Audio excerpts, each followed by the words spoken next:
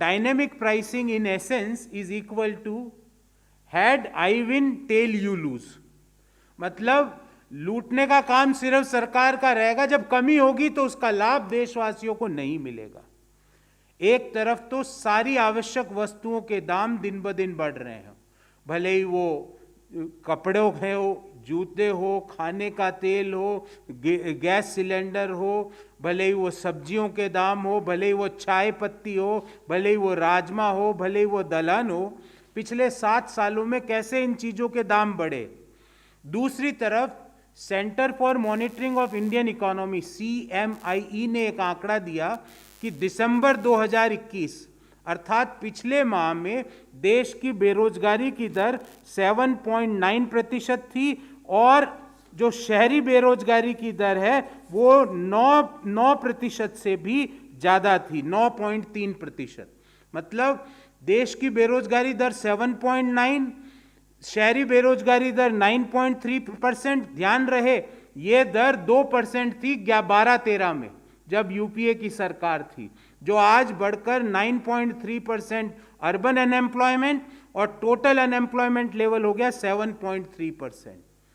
जब महंगाई बढ़ रही है, बेरोजगारी बढ़ रही है, उस दौरान अगर कच्चे तेल की कीमत का लाभ अगर सरकार देशवासियों को नहीं देती है तो मैं कहूंगा ये एक तरह से देश के लोगों के साथ धोखा है, एक तरह से क्राइम है, इकोनॉमिक क्राइम है, क्योंकि लोगों के पास पैसा नहीं है महंगाई के कारण, बेरोजगारी की दर बढ़ती जा रही है और उस समय आप तेल के पेट्रोल और डीजल में जो कमी हुई अंतर्राष्ट्रीय बाजार में उसका बेनिफिट देशवासियों को नहीं दे रहे हो।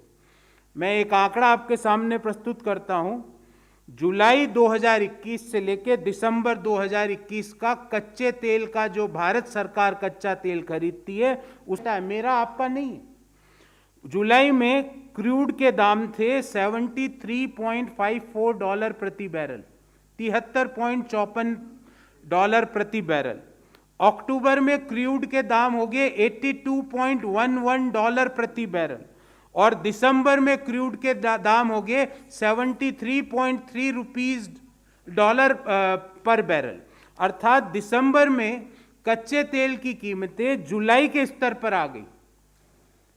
पर अगर हम उसी स्तर पर अगर तेल की कीमतों को निर्धारित करें तो 8 रुपये प्रति लीटर तो कमी हो जाती है पेट्रोल में और 7 रुपये प्रति लीटर कमी हो जाती है डीजल में। और इस कमी को नहीं करने का क्या कारण है वो बड़ा रोचक है कि जो सरकारी तेल कंपनियां हैं, भले ही वो IOCL हो, BPCL हो, HPCL हो, अगर हम उनके सितंबर 2021 की तुलना सितंबर 2019 अर्थात प्री कोविड लेवल पे अगर प्रॉफिट का कंपैरिजन करें तो IOCL का प्रॉफिट 2019% बढ़ा। अर्थात अगर वहाँ पे तेल की कीमतें कम कर देंगे देशवासियों के लिए तो इन तेल की कंपनियों का प्रॉफिट घट जाएगा तो सरकार को लाभांश नहीं मिलेगा।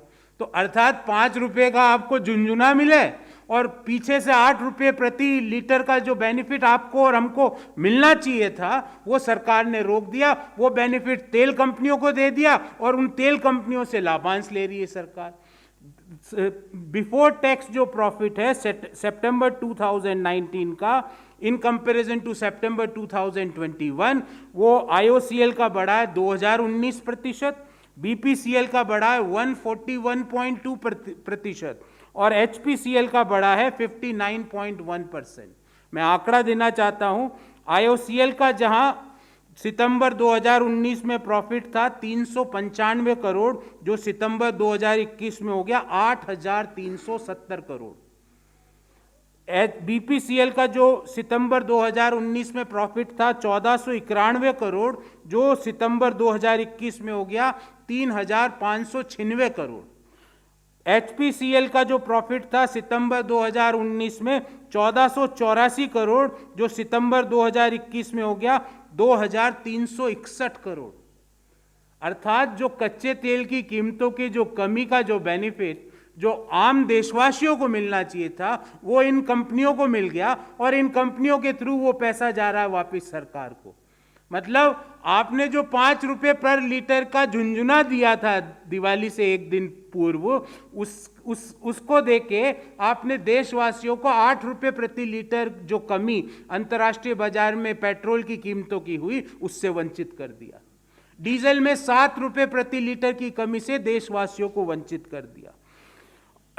तीसरा मुद्दा, अगर हम तुलना करें एक्साइज ड्यूटी की जो आज केंद्र सरकार पेट्रोल और डीजल पर लेती है, उसको हम 2014 से अगर तुलना करें तो पेट्रोल पर 2014 में जब यूपीए की सरकार थी, जब 9 रुपये 48 पैसे प्रति लीटर एक्साइज ड्यूटी ली जाती थी, वो आज बढ़कर 27 रुपये 90 पैसे हो गई। मतलब घटने के बाद आज की करंट एक्साइज ड्यूटी बता रहा हूं, आज की जो डीजल पर 3 रुपये 56 पैसे प्रति लीटर एक्साइज ड्यूटी ली जाती थी, वो आज बढ़ के 21 रुपये 80 पैसे प्रति लीटर हो गई। अर्थात अगर हम एक्साइज ड्यूटी को यूपीए के लेवल पे ले जाएं तो पेट्रोल में 18 रुपये 42 पैसे और डीजल में 18 रुपये 24 पैसे प्रति लीटर की कमी हो जाए।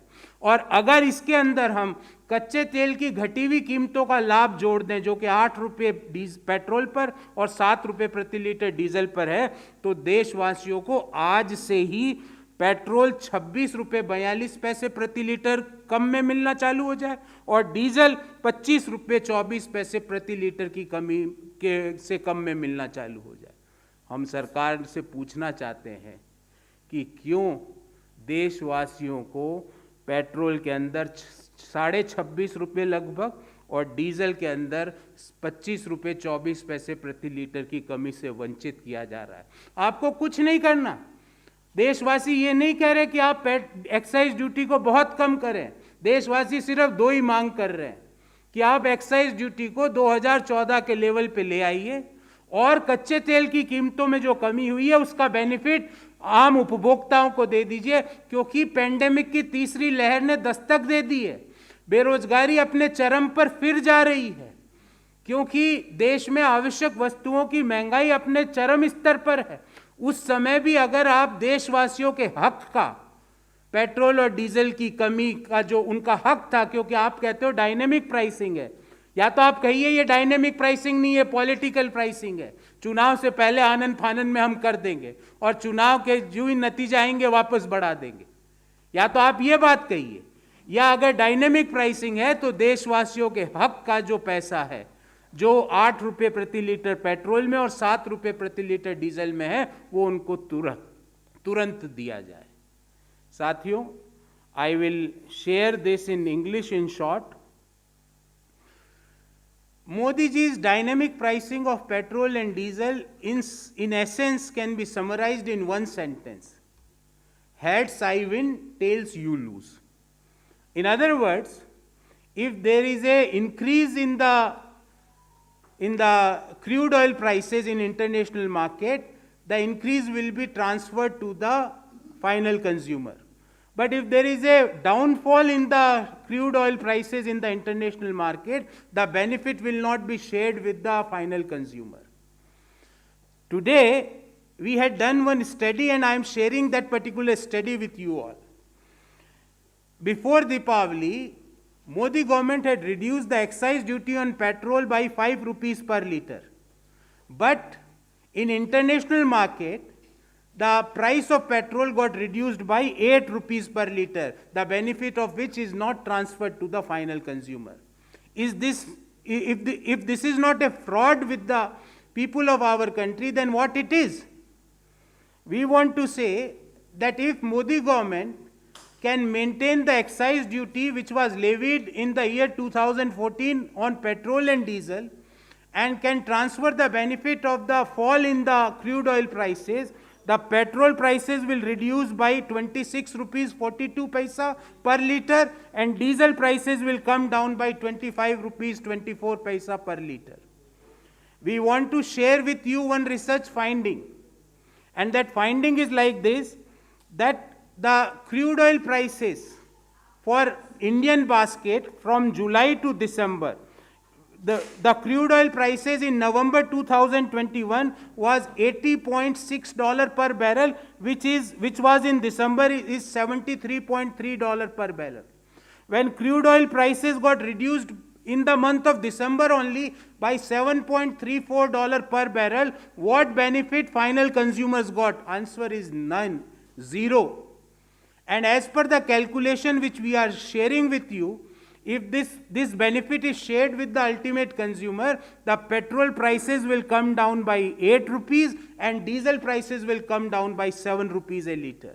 Instead of this, what Modi government is doing, what this particular the reduction in the crude oil prices in the international market, that reduction is going in the profit kitty of the oil PSUs. You will be surprised that the profit of oil PSUs in September 2021 vis-a-vis September 19 had increased by more than 20 times. IOCL profit got increased by 2019%. BPCL profit got increased by 141.2%. HPCL profit got increased by 59.1%. Indirectly, instead of giving benefit to final consumer, government is giving that or adding that reduction or downfall in the crude oil prices as a profit of the PSUs. And this profit of PSUs is directly going in the form of dividends to the government of India. So if this is not a fraud with the people of our country, then what it is? We demand that if the Modi government maintains the excise duty at the level of 2014, and with this, if the reduction in the crude oil prices is shared with the final consumer, you will be surprised to know that the petrol prices in our country will come down by 26.42 rupees per liter. 26.5 रुपये प्रति litre से petrol की कीमतें कम हो जाएगी अगर 2014 के level पे एक्साइज ड्यूटी आ जाए और जो अंतर्राष्ट्रीय बाजार में कच्चे तेल की कीमतें कम हुई है उसका बेनिफिट फाइनल कंज्यूमर को दे दिया जाए. You will be surprised that if the same is shared with the final consumer for diesel, the diesel prices will be slashed by 25.24 rupees per liter. मतलब 25.25 रुपये प्रति लीटर से डीजल सस्ता हो जाएगा. आपको दो ही काम करने हैं मोदी जी. नंबर 1, 2014 के लेवल पे एक्साइज ड्यूटी को ले आइए, और नंबर 2, जो अंतर्राष्ट्रीय बाजार में कच्चे तेल की कीमतें कम हुई है उसका बेनिफिट फाइनल कंज्यूमर्स को दे दिया जाए. Otherwise, your dynamic pricing model of petrol and diesel can be summarized in one sentence. चित मैं जीता, पट तुम हारे. Heads I win, tails you lose. मतलब अंतर्राष्ट्रीय बाजार में कच्चे तेल की कीमतें अगर कम होगी तो उसका लाभ आपको नहीं मिलेगा, पर अंतर्राष्ट्रीय बाजार में अगर कच्चे तेल की कीमतें बढ़ गई तो हम आपसे पेट्रोल और डीजल के ज़्यादा कीमत वसूल लेंगे. So people of our country and Congress party demands कि आप 2014 के स्तर पे एक्साइज ड्यूटी को लाकर और कच्चे तेल की कीमतों में जो कमी हुई है उसका बेनिफिट फाइनल कंज्यूमर्स को देकर पेट्रोल में 26.5 रुपये प्रति लीटर और डीजल में 25.25 रुपये प्रति लीटर की स्तर पर पहुंच रही है. देश की बेरोजगारी की दर 7.9% और शहरी बेरोजगारी की दर 9.3% पहुंच चुकी है. सभी आवश्यक वस्तुओं के दाम पिछले 7 साल में डबल से ज्यादा हो चुके हैं. भले ही वो चाय की पत्ती हो, भले ही वो नमक हो, भले ही वो सब्जी हो, भले ही वो खाने का तेल हो, भले ही वो रसोई गैस का सिलेंडर हो. ऐसी परिस्थितियों में यदि आप अंतर्राष्ट्रीय बाजार में कच्चे तेल की कीमतों की कमी का बेनिफिट आम देशवासियों को नहीं देते तो ये उनके साथ धोखा नहीं है तो क्या है? That is what we are asking the government.